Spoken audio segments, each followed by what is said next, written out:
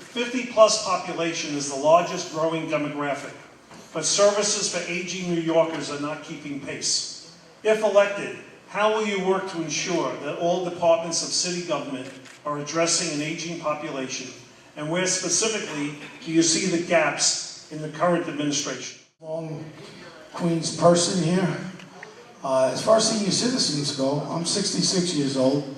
I got Medicare, and I do understand the plight of people who are senior citizens. I've been to a lot of the senior centers, and I've spoken to a lot of the people, and they're real frightened about the issue that Nicole was talking about the taxes, affordability for them to stay in their homes that they have with their apartments. And New York City has become very, very expensive. One of the things that I'm outraged about is we just had this big development on the west side by my friend Stephen Ross, $15 billion homes, businesses and everything, but there's not one affordable apartment there. We have a current mayor that just pays for play, you give him money, and he'll build something for you. But we have people out there that, in our senior centers, we should be able to give people lunches. Some people can't afford to even eat. We're all going to be senior citizens, so this is one of the most important things that I think about when I see older people. I don't have a mom and dad anymore, but I really relate to older people because they've been here before, they've been paying taxes their whole life, and we've got to be there for them. Thank you.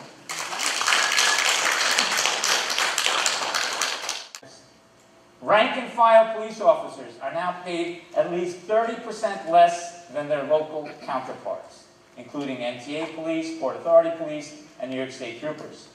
My question to everybody, and again I'm going to start with you, Richard, do you think city police officers' pay is adequate for the job that they are doing today? If not, what would you do to address the issue of compensation of the NYPD? Yeah. 1970, I became a New York City police officer.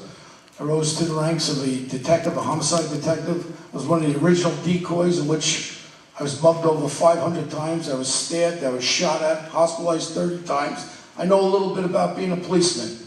I had to retire. I broke my leg in half and I had to retire. But going back to the police department, what's going on right now is when you have a mayor that has no respect at all for police officers, when he tells his own son, be careful of the police officers, that's my biggest fear of my son, Dante. You have a leader in New York City that has no respect by the policemen. I talk to cops every day. The article was in the Daily News. 8 out of 10 New York City cops said they would leave tomorrow if they found another job. I'm also for opening up the police department for inner city kids. You have to have a 2-year degree. I'd like to waive that degree. Let them come on board the police department, get their 2-year degree while they're on. I want to go into Brooklyn, to the Caribbean young people in Brooklyn, and to get more police officers from our inner cities. Police officers have to communicate with the community back and forth. Thank you very much. 32 years ago, I started a security investigating company. We're one of the top ones in the nation. We do tens of millions of dollars a year in business. I opened up different software companies where I was able to sell one for $200 million. I've been in the business world now for the last 32 years. First of all, I'm here tonight, but there's only one person that's missing, Mayor de Blasio, because that's who I'm running against. I really feel as though you've got to vote for a candidate that could beat Mayor de Blasio. With all respect to my people on my right over here, nobody could beat de Blasio except an independent candidate who's going to be preferred by Democrats and Republicans and alike. That candidate has to be someone where people want to vote. I don't need the Republican machine the same as the Democratic machine. I have one machine. The people of New York City. That's who I want to answer to. I don't want to answer to Republican bosses, pay for play with the Republican Party or the Democratic Party. I went through 3 different courts with the Democratic Party that control the Board of Elections. I know what it's like when they try to cheat. I just stuffed 16,000 petitions in the Board of Elections and they were playing with me. They said all you need was 3750 because I knew they were going to knock them. I'm in a city right now that has a mayor who is a pay-for-play, $4.3 million illegal campaign contribution.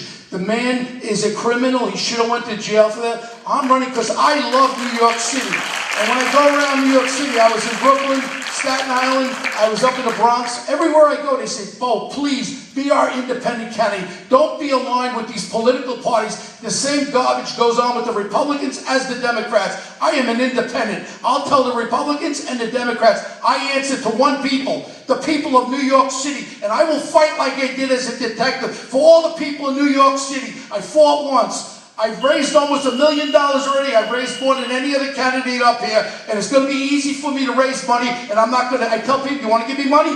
You're not getting any promises, okay? I'll be the mayor of all the people. Right, Beau Dietl. Time is up.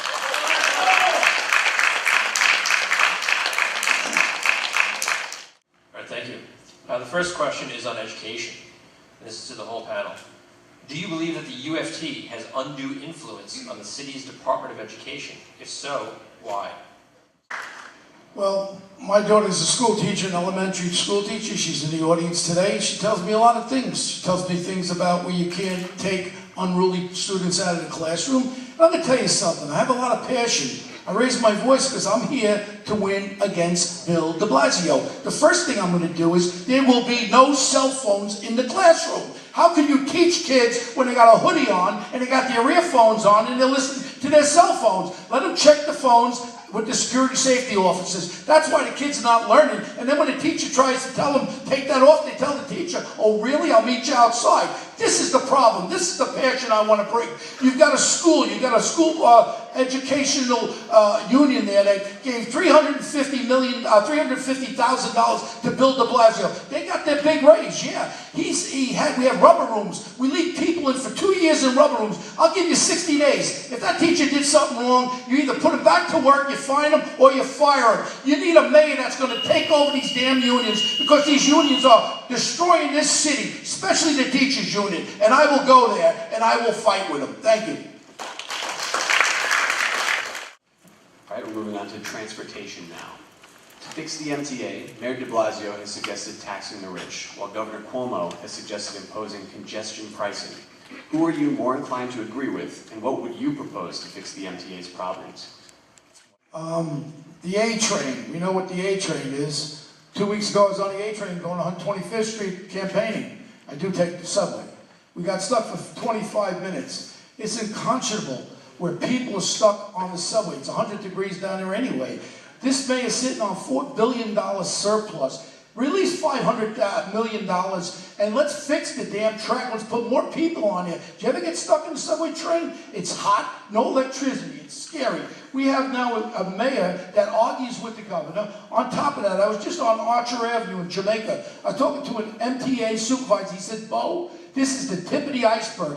These subways are falling apart. This is only putting chewing gum on them, and we're going to have more problems. The mayor is the mayor of New York City. Those subways run underneath. He's got to get down from his crown that he thinks he's on, and we have to deal with the governor, and we also have to deal with the President of the United States, who likes New York City. Let's get some money out of Washington, too, and let's have someone that can work with Washington. Think that NYCHA should be privatized due to problems in financing and management, and would you support affordable housing created based on AMI that is established based on your zip code? Well, I'm glad, Nicole, you went to a housing project yesterday. 8 different ones. Welcome to the campaign. I guess when you run for mayor, you visit housing projects. I used to live in housing projects when I was a detective, locking people up on crimes. The real fact of the matter is they didn't just change overnight. Nobody put any money in. The city's never put money for cleanliness. There's no security cameras. There's no kind of security in it. They don't even fix the roofs there. We haven't fixed it. This is, again, politicians talking. This has been around from when I was a detective. Now all of a sudden everyone's deciding NYCHA's bad. It's been bad from then. On top of it, you have a thing called Section 8 housing that we need to bring back into New York City. We have to get more affordable people to be able to live into these housing projects, and we have to be able to afford to help them and subsidize them. As far as the process in the housing projects, the roofs are caving in. We have no money being put in there. We've got to fix the housing projects. That's what, when people have to live there, have to live in cleanliness, not urine in the subways or in the housing projects. The number of families found to move into shelters has jumped 23% over the last 4 years, and the length of stay has averaged 431 days, which has cost the city millions of dollars. What alternatives do you offer to reduce the number of homeless families in temporary housing? I'm going to start on that end. The homeless situation is different types of people out there. You have about 62,000 homeless. I think it's about 24,000 children. Now, the mayor there for 3.5 years ago said he's going to fix it. He's done nothing to it. I talk to homeless people. I do travel the subways, and I talk to them. I said, why wouldn't you go to a shelter? One, I get robbed, they're unsafe, and and that's some of them that are able to talk to me. But then you have the other issue of people being put into these hotel rooms where the hotels then jack up their prices double. What happened in the South Bronx, they built an affordable housing. Next thing is they were renting the apartments for $600. Next thing they make a deal with de Blasio again, they jack it up to $1,180 a room. This is what goes on. The corruption factor takes over. We've got Ward's Island and Rikers Island. We should build 40-story homeless shelters there, so they don't have to go in the backyards around New York City. We do have an answer. Put it on city property. And Rikers Island and Randall's Island, I've been there. There's room over there on Ward's Island. Let's put it on city property.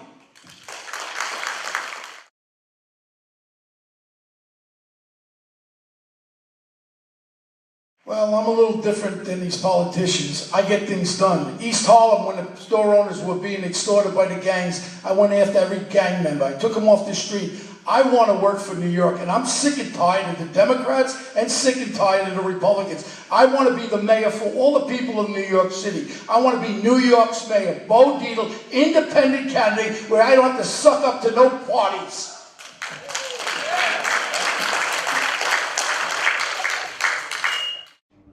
Paid for by friends of Beau Dietl.